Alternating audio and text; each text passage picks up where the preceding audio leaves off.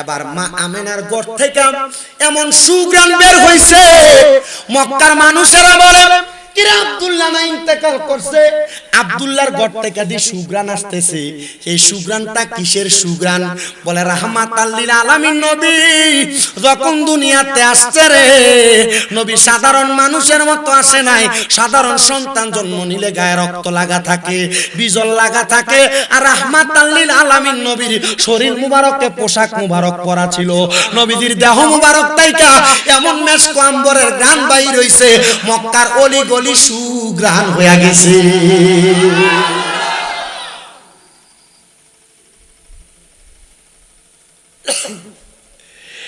নবীজির চাচা আবু লাহাব, আবু তালেব কে? নবীজির হযরত আলী রাদিয়াল্লাহু তাআলা আনহুর বাবা। উনি ঈমান আনেন নাই, কি করেন নাই, কিন্তু নবীকে মোহাব্বত করছে, আদর করছে, ভাতিজা হিসেবে আদর করছে, ঈমান আনেন নাই। হ্যাঁ, তো ওনার একজন দাসী ছিল যার নাম সুয়াইবা। সে বলেন আমি সাথে সাথে ওনার কাছে যায়, নবীর চাচার কাছে যায় বললাম আব্দুল্লাহর বেটা জন্ম নিছে, মানে আপনার ভাতিজা। এ কথা শুই না আবু লাহাব, অথবা আবু লাহাব না আবু তালেব, আবু তালেব, উনি ওনার শাহাদাত আঙ্গুল দিয়া আমারে বলছে যাও, মানে আমারে আযাদ করে দিছে। আগে মক্কার বাজারের ভিতরে দাস বেচা কিনা হইতো, পুরুষ মহিলা বেচা কিনা হইতো। ওই সুয়াইবা বলেন আমারে নবীর চাচা, হ্যাঁ নবীর চাচা এভাবে আমাকে হাতের আঙ্গুলের ইশারা দিয়া আমাকে আযাদ করে দিছে। এবার কেন আযাদ করে দিতে প্রশ্ন করা হয়, বলে নবীর জন্মের খুশিতে। ও বাবা, উনি যখন ইন্তেকাল করছে, আমার নবী রাহমাতুল লিল আলামিন নবীর হাদিসে মুবারক আব্দুল্লাহ ইবনে আব্বাস রাদিয়াল্লাহু তাআলা বর্ণনা করে, তিনি বলেন আমি যখন একদিন রাতে স্বপ্ন দেখলাম, আমি দেখলাম নবীজির ওই চাচা জান আমার সামনে। আমি তারে প্রশ্ন করলাম কবরে তোমার সঙ্গে কেমন আচরণ করা হয়? তিনি আমারে ডাক দিয়ে বলে ও আব্দুল্লাহ ইবনে আব্বাস, আমার সঙ্গে কবরে বড় খারাপ আচরণ করা হয়। কবরের আযাব তো ভয়ঙ্কর, আমার কাছে বড় খারাপ লাগে, আমি সহ্য করতে পারি না। বলে তোমার সঙ্গে কি একটু ভালো আচরণ করা হয় না? বলে হ্যাঁ, পুরো এক সপ্তাহের ভিতরে যখন সোমবার দিন আগমন করে, ওই সোমবার দিনে আমি চাচার শাহাদাত আঙ্গুলের মুঠা মুখের মধ্যে দিলে আমার মুখের মধ্যে একটা মজাদার জান্নাতি শরবত যায়, তখন আমার কাছে একটু আরাম লাগে। এ নবীর চাচা, তুমি কেন এত আরাম পাও? বলে নবীর মিলাদুন নবী যখন নবীর জন্ম হয়েছে, আমি খুশি হইয়া একটা দাসী আযাদ করে দিছি, এই জন্য আল্লাহ আমারে পুরা এক সপ্তাহ আযাব দিয়া সোমবার দিনে আমি নবীর চাচারে মুক্তি দেয়, আমার একটু শান্তি দেয়।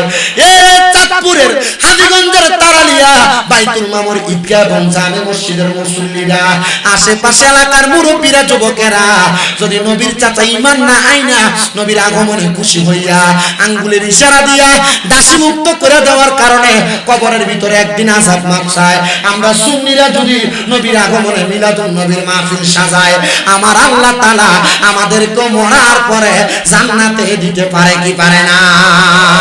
এই বিশ্বাস কার কার আছে? হাত তুলে দেখাও। নারে তাকবীর, নারে রিসালাত, আহলে সুন্নাত ওয়াল জামাত, সকলদের শরীয়ত, তারালিয়া যুবক সমাজ। শুনেন বাবারা, ওই মিলাদুন নবী অস্বীকার করেছে বাংলাদেশের বর্তমান বাইতুল মুকাররম জাতীয় মসজিদের ইমাম সাহেব। এবারে ঈদে মিলাদুন নবীর নিয়ে বাজে মন্তব্য করছে, ঈদে মিলাদুন নবীকে বেদাত ফতোয়া দিতে যে অনেক রকমের মন্তব্য করছে। আমি বলবো ও বাইতুল মুকাররমের ইমাম মহোদয়, আপনি আমার উস্তাদের উস্তাদ হবেন, আপনার ইলম বেশি, আপনি বেশি বুঝার কথা, কিন্তু কেমনে আপনার বিবেক দিল আপনি একটা জাতীয় মসজিদের ইমাম হইয়া আপনি মিলাদুন নবীকে আপনি ফিতনা বইলা জারি করছেন, মিলাদুন নবীরে বেদাত বইলা ফতোয়া দিছেন। জাতীয় মসজিদের ইমাম যখন ফতোয়া দিবে তখন সে ইনসাফার আদল কইরা কইরা ফতোয়া দেওয়া লাগে, কিন্তু সে বুঝে নাই সে কেমনে এমন ফতোয়া দিছে। জাতীয় মসজিদের ইমাম সাহেব, আপনার এলেম কালাম বেশি, আমরা আপনার ছাত্রের মতো, আপনি একটু আদল করে ইনসাফ করে ফতোয়া দিয়েন। কারণ মিলাদুন নবী আমরা যারা পালন করি, আমরা কিন্তু হারাম কাম করি না, আমরা নবীরে মোহাব্বত করে পালন করি। এই জন্য আপনাদের সবার কাছে আমার আবদার, আমরা কখনো মিলাদুন নবী নিয়ে কারোর সাথে তর্ক করব না। কেউ যদি না মানে তারা তার মতো ছেড়ে দিব, কিন্তু আমরা মিলাদুন নবী পূর্বে করেছি, এখনো করতেছি, ভবিষ্যতে করব। মিলাদুন নবী করা আশিকোं का काम है। ए नजदी वहाबी तुम जलते रहो, जलना तुम्हारा काम है। যারা বাতিল ফিরকা তারা মিলাদুন নবী দেখতে দেখতে জ্বলবো, আর আমরা মিলাদুন নবীর মাহফিল করব, জিলাপি খামো, সিন্নি খামো, বিরিয়ানি খামো, এরা দেখতে দেখতে জিব্বার রুল ফালাইবো। এই কথা কোন ঠিক না বেঠে? মিলাদুন নবী বেদাত, কিন্তু মিলাদুন নবীর ফতোয়াটা নিয়ে হাতে দিলে কি মজা রে। কথা কয় না কা? মিলাদ বেদাত, মিলাদের জিলাপিটা হাতে নিয়ে দিলে খুব মজা লাগে।